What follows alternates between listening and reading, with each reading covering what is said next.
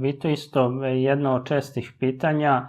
Pretpostavljam da te u dosta slučajeva ne kontaktira osoba lično, nego članovi porodice. Da. I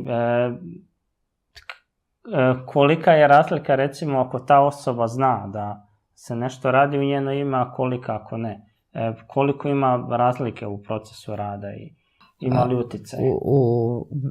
U mnogo slučajeva ima različite razlike, zato što kad treba da se radi čišćenje, da kažem, da se otkloni zlo sa nekog, često se dešava da obično roditelj, majka zove i traži da se radi čišćenje za ćerku, za sina, za svoje dete, ali traži da to ne zna njeno dete i njen sin.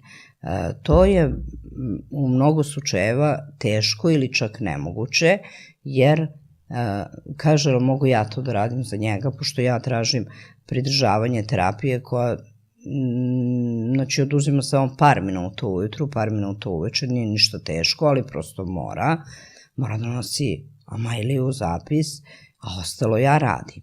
Jer ja ozbiljno radim, ja se ne igram sa tim stvarima kao neki šarlatani.